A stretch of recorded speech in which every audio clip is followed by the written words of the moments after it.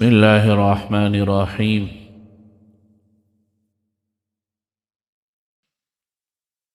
حدیث مبارک کا مفہوم ہے کہ رسول اللہ صلی اللہ علیہ وسلم نے ایک دن رمضان المبارک میں سحری کے وقت میں گھر والوں سے پوچھا، غالباً حضرت عائشہ صدیقہ رضی اللہ عنہا، کہ سحری میں کیا ہے؟ تو حضرت گھر والوں نے جواب دیا کہ یا رسول اللہ، گھر میں تو کچھ نہیں ہے، روٹی ہے، زیتون ہے اور تھوڑا سا نمک ہے۔ تو آپ صلی اللہ علیہ وسلم نے فرمایا کہ کیا روٹی، زیتون اور نمک کے ہوتے ہوئے کسی اور چیز کی بھی ضرورت ہے؟ اور اس کے بعد جو ہے روٹی کو لیا اور زیتون پر جو ہے وہ نمک کو چھڑکا اور بڑے شوق سے اور بڑے ذوق سے اس کو تناول فرمایا۔ یہ حدیث ایک واقعے کے ضمن میں ہے، لیکن یہ ایک واقعہ نہیں ہے خالی، یہ اس بات کا پتہ دیتا ہے، یہ واقعہ، کہ ہماری زندگی میں تکلفات کم سے کم ہونے چاہیے۔ اسی وجہ سے ہماری رمضان المبارک میں بھی سحری اور افطاریوں کے تکلفات اتنے زیادہ ہو گئے کہ حقیقت میں ایسا لگنے لگا ہے کہ گویا یہ کہ یہ عبادت کا مہینہ نہیں ہے بلکہ کھانے پینے کا مہینہ۔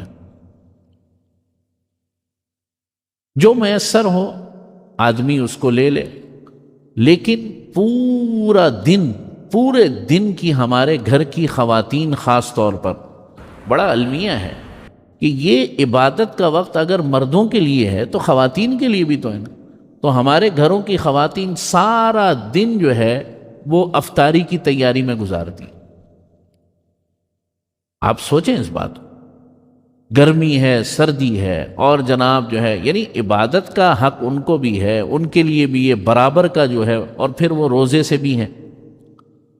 تو ہم نے اپنے اس روزے کو جیسے دیگر عبادتوں کو ہم نے تکلفات سے بھرپور کر دیا ہے، رمضان المبارک کے روزے کو بھی تکلفات سے بھرپور کر دیا۔ اس حدیث سے پتہ یہ چلتا ہے جو میسر، آپ علیہ الصلوۃ والسلام کی ویسے تو پوری زندگی تکلفات سے آ رہی ہے، اچھا کھایا۔ آپ ایسا نہیں ہے کہ حضور علیہ الصلوۃ والسلام اچھا کھانا پسند نہیں فرماتے تھے۔ شمائل ترمذی میں نبی کریم صلی اللہ علیہ وسلم کی مرغوب غذائیں محدثین نے لکھی ہیں۔ آپ علیہ الصلوۃ والسلام کو بکرے کے گوشت کی دستی پسند تھی، آپ علیہ الصلوۃ والسلام کو جو ہے وہ لوکی پسند تھا، آپ علیہ الصلوۃ والسلام کو زیتون پسند تھا، آپ علیہ الصلوۃ والسلام جو ہے ملائی پسند فرمایا کرتے تھے، کھجور پسند فرمایا کرتے تھے، تل پسند فرمایا کرتے تھے، اور بڑی تفصیلات آئیں۔ یہ نہیں ہے کہ حضور باذوق انسان نہیں تھے، آپ علیہ الصلوۃ والسلام کمال کا ذوق رکھنے والے تھے، کھانے پینے، پہننے اوڑھنے ہر چیز میں، لیکن تکلفات کے قائل نہیں تھے اور امت کو بھی تکلفات نہیں سکھایا۔ تو رمضان المبارک میں یہ کھانے پینے کے سلسلے میں بھی ہمارے تکلفات حد سے زیادہ بڑھ گئے ہیں، اور ایک کونے سے دسترخوان کے لے کے دوسرے کونے تک کا بھرا ہونا ضروری ہے، اور اس کو ہم یہ کہتے ہیں کہ یہ تو رمضان کی برکتیں ہیں۔ وہ برکتیں، وہ برکتیں جو ہے وہ دیگر حوالوں سے ہیں۔ رمضان المبارک کی برکتیں صرف دسترخوان پہ نہیں ہیں۔ یہ الگ بات ہے کہ رزق کے اندر فراوانی، وسعت کرنی چاہیے جتنا ہو سکے استطاعت میں، لیکن آدمی اسی کام میں رہ جائے اور سارے دن کی تگودو اسی میں ہو تو یہ نامناسب سی بات ہے۔ حضرت مولانا فضائل اعمال کے جو مصنف ہیں، حضرت شیخ الحدیث مولانا زکریا رحمۃ اللہ علیہ، ان کا قول میں نے کہیں پڑھا، وہ فرماتے تھے کہ رمضان میں دن میں تو ویسے بھی روزہ ہوتا ہے تو بھوک محسوس ہوتی ہے، تو افطاری کے بعد بھی، افطار کرنے کے بعد بھی ایسی کیفیت رہنی چاہیے کہ ہلکی ہلکی بھوک محسوس ہو۔ آپ سمجھ رہے ہیں بات؟ یعنی یہ نہیں کہہ رہے کہ وہ کچھ کھاؤ پیو نہیں، لیکن پیٹ کو یہاں تک جو ہے ناک کے جو ہے نتنوں تک بھرنا ضروری نہیں۔ اب وہ ہم نے جو ہے وہ 15 منٹ ٹائم رکھا ہے مغرب کا، یعنی اذان کے بعد نماز کا مغرب کا جو ٹائم رکھا ہے وہ 15 منٹ رکھا ہے، حالانکہ اصولی طور پر میرے مزاج کے خلاف ہے یہ بات۔ کیوں؟ اس لیے کہ تمام یعنی احناف کے یہاں مؤذن اذان دے کر ڈائریکٹ مصلی پہ آتا ہے۔ مغرب کی نماز کی تاکید نبی کریم صلی اللہ علیہ وسلم نے ساری زندگی ایسے فرمائی، کھجور لی، پانی پیا، سیدھا مصلی پر۔ اگر رمضان ہے، رمضان کے علاوہ تو سیدھا مصلی پر، یعنی اذان کے بعد مؤذن سیدھا مصلی پر اقامت آ کے کہے۔ چلیں ہم نے لوگوں کے اس کے لیے تو اب وہ 10-12 سیکنڈ اگر کبھی آگے پیچھے ہوتے ہیں نا تو وہ جو ہے وہ میسیج آنا شروع ہو، امام صاحب آج 10 سیکنڈ پہلے جو ہے نماز ہوگی۔ اب اتنا کوئی کیلکولیٹو وہ بھی نہیں ہوتا، دل میں آتا ہے کہ 35 کلو کی اگر آپ افطاری کریں گے اور ڈکار لیتے ہوئے مسجد میں داخل ہوں گے تو بھائی 10 سیکنڈ کی تھوڑی سی وہ کر دیا کرو بھائی۔ تو لوگ 10-10 سیکنڈ بھی کیا کرتے ہیں، گنتے ہیں مغرب کی۔ بھائی یہ یہاں تک یہ ادھر تک بھر کر اٹھنا ضروری تو نہیں ہے، آپ گھر جا کے بھی افطاری کر سکتے ہیں، لیکن یہ بات ضمناً آ گئی۔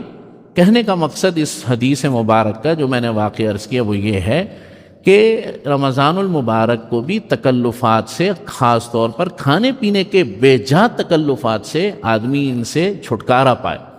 یہ عبادت کا مہینہ ہے، اور یہی وجہ ہے کہ یہ افطار پارٹیوں نے، افطار ڈنر نے ہماری ساری کی ساری عبادتوں کو غارت کر دیا۔ اب آپ مجھے بتائیں، جب آدمی ٹھیک ٹھاک افطاری کرے گا، مغرب کی نماز اچھی طرح نہیں پڑھ سکے گا، سست ہو کر پڑھے گا، وہ تراویح کیسے پڑھے گا، وہ رات کی عبادتوں میں کیسے کھڑا ہوگا، اور پھر جب وہ ڈنر کرتا پھرے گا یہاں پہ اور وہاں پہ اور آج ادھر اور آج ادھر، تو وہ تہجدوں کا کیسے پابند رہے گا؟ تو رمضان مبارک تو یعنی کہ یہ کھیل کھلانے میں چلا گیا سارا۔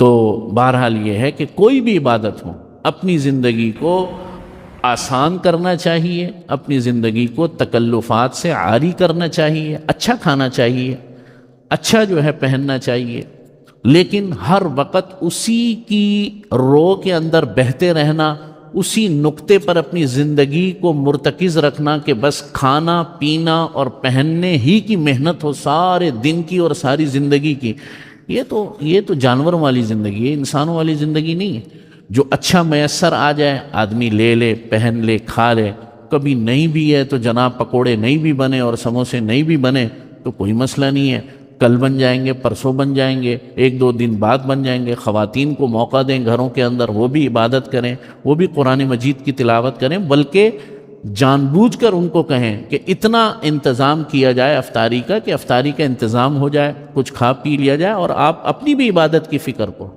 خود بھی قرآن مجید پڑھو، تلاوت کرو۔ ایک قرآن مجید گھر میں خواتین بھی کم سے کم پورا رمضان مبارک میں ایک قرآن مجید تو ختم کریں، اور وہ اس وقت ہوگا جب آپ حضرات جو ہے موقع دیں گے انہیں۔ اللہ توفیق عمل نصیب فرمائے۔ الحمدللہ۔